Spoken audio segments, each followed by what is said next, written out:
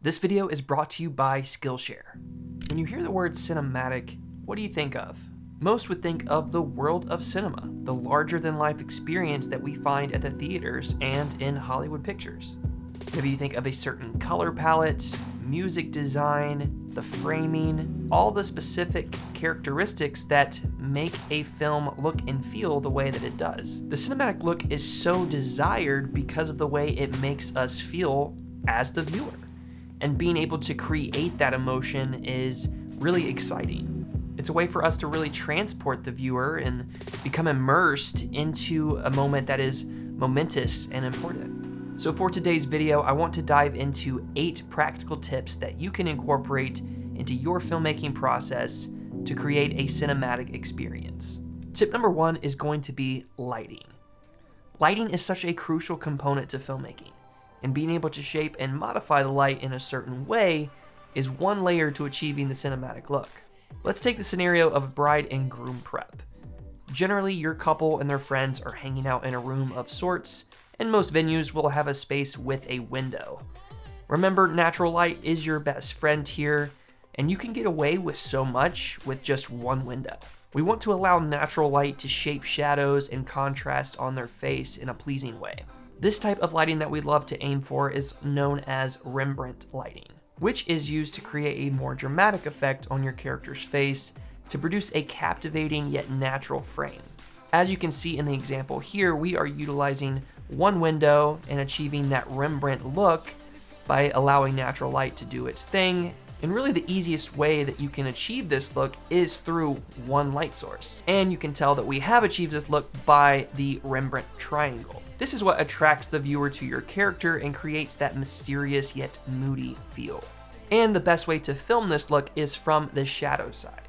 And by shooting on the shadow side, you are going to get a more desired and pleasing look to your image. When it comes to creating a cinematic look and feeling to your film, it's important to consider how you are moving within your frame. How are you moving in certain moments to capture that particular part of the day? For me personally, I have 4 moves that I use at every wedding that really helps me enhance my story. One is the push-in. This shot can be really impactful to the story you are telling by setting the scene. You are introducing the character or to heighten the emotion of that particular moment. This shot can be done handheld or with a gimbal, but typically you would have your couple in the center of the frame and slowly push in while they are embracing each other. And this shot is really nice to utilize with a drone as well to showcase the beauty of a location. The second is the push out, which is the same concept of the push in. You are just pushing backwards out of a scene. Number 3 is following the couple or tracking your couple. This one is pretty straightforward. Simply following and tracking your couple from behind them or in front of them is a great way to, again, set the scene and introduce your characters. And number 4 is a static shot. And when it comes to filmmaking, really less is more. Sometimes it just takes an emotional moment, a beautiful backdrop, and a locked off camera to transport your viewer. When it comes to movement, really just be intentional. If the moment doesn't really fit the criteria for a certain technique, just keep it simple. Skillshare is an online learning community with thousands of online classes for anyone who loves learning and growing their creative knowledge. Skillshare is a great place to invest in yourself. With ad-free premium classes launched each week, there's always something new to discover. For me, I am always looking for ways to further my education and invest in my growth as an artist. When I first started my business, I honestly didn't know where to start. Of course, I took to YouTube, but at the time, there was only so much information. Through Skillshare, I found so much value in Maddie Apoya's Cinematic Wedding Films class that really helped elevate and shape my style as it is today. The first 1,000 of my subscribers to use the link in the description or my code WaywardNorth will get a 1-month free trial of Skillshare so that you can start investing in yourself today. Tip number 3 is composition. Your composition is everything. It's what guides your audience and really grabs their attention. So what are some techniques that you can use in order to achieve this in a cinematic way? Number 1 is the rule of thirds. Maybe you've heard of this along the way, but the rule of thirds approach is a simple rule that can enhance the quality of your shots. Most cameras nowadays have a grid feature that you can turn on to practice utilizing the rule of thirds. And with this technique, take your subject, whether that is your couple or the main focus of your frame, and place them at one of the intersecting points. This will help you create a natural feel to your composition. Number 2 is defocused foreground. One of the easiest ways to enhance the depth and quality of your composition is the use of defocused foreground. Achieving this look is a combination of utilizing a prime lens with a low f-stop, primarily 1.2, 1.4, 1.8, having an object close to your lens, whether that is on the left or the right side of your frame. I love utilizing this technique when framing certain shots, as it's a great effective way to create interest and add another layer to the cinematic effect. Number 3 is negative space. So negative space is another great way to create interest and intrigue in your frame.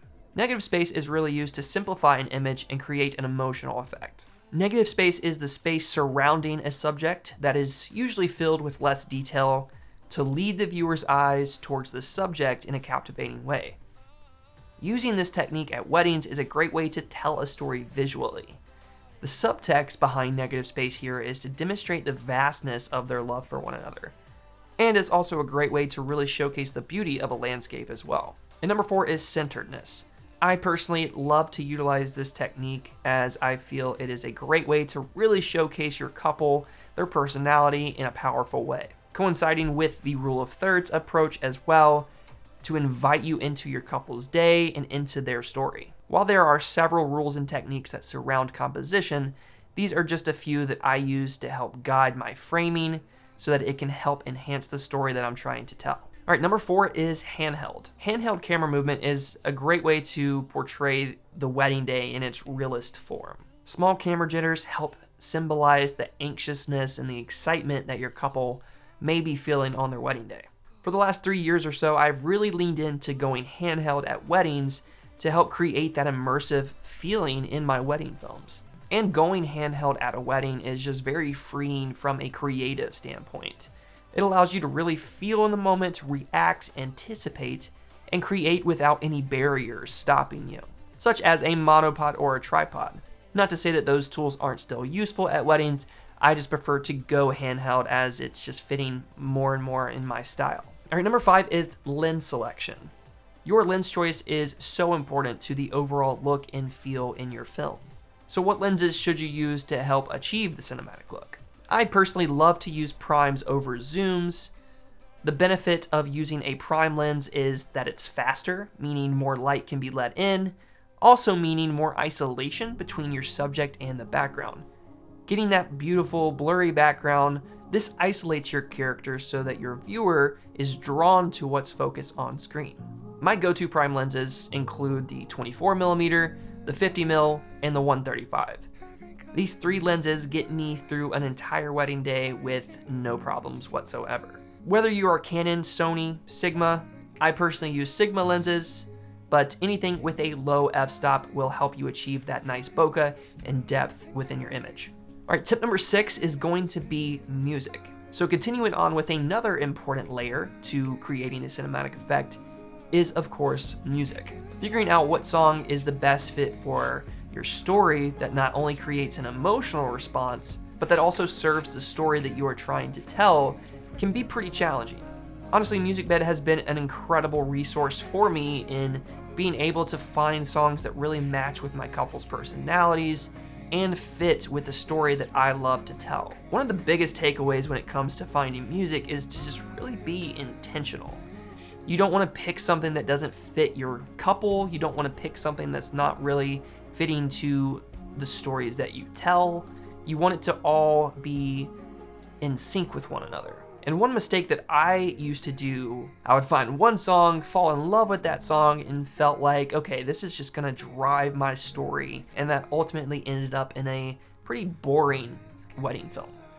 So something that I have started to incorporate more of is utilizing multiple tracks within my wedding films. Usually I stick with at least 3, but I mean, even going as far to incorporate 4, depending on the length of the film, but really just leaning into creating a soundtrack within this film instead of it just being one song that drives your entire story. So if you are diversifying your tracks, one tip that I recommend is to find songs that have a similar key. And what this is going to allow you to do is create transitions between these songs that feel more natural. This is going to help keep your film interesting and the story progressing. Tip number 7, going in line with music, is of course audio. You've heard the saying that most people can forgive a bad image as long as there is high quality audio, but inversely, that's not the case when it comes to bad audio. Because people may see a beautiful image, but if the audio is terrible, they are completely disconnected and they are removed from the emotion of this day. Ambient audio and dialogue are those extra layers that really help drive your narrative and create an immersive experience for your viewer. And one of the final layers of creating cinematic wedding films is, of course, color. The way your film represents color is another driving force in the overall mood and tone of your story. Color really amplifies the emotion of your story and is a great way to separate yourself from other filmmakers. Really mastering this part of the filmmaking process is one that really takes time and a lot of practice. I've honestly been practicing my color for over 6 years at this point, and I've finally just landed on a spot that I feel very confident in and feel comfortable with how I color my films. But if you do struggle with color, or you're just looking for a way to enhance your film even further, I am giving away one free LUT, which you can find in the description below. This is coming from my LUT pack that I am releasing soon, which I am so excited to finally share with you guys. So as my gift to you all for sticking around with me and being a subscriber to the channel, I hope you find this LUT useful, and I hope that it enhances your films in a way that really just inspires you, and one that just gets you excited about the films you create. Alright guys, well that has been 8 tips for creating cinematic wedding films. If you like this video today, I do have a digital guide as well that you can download and keep on you at every wedding if you need to refer back to it. It is available in the description below. Again, if you like today's video, it means so much if you consider liking this video, subscribing, and leave me a comment. I love to hear from you guys. So until next time, keep creating and telling beautiful stories. Peace.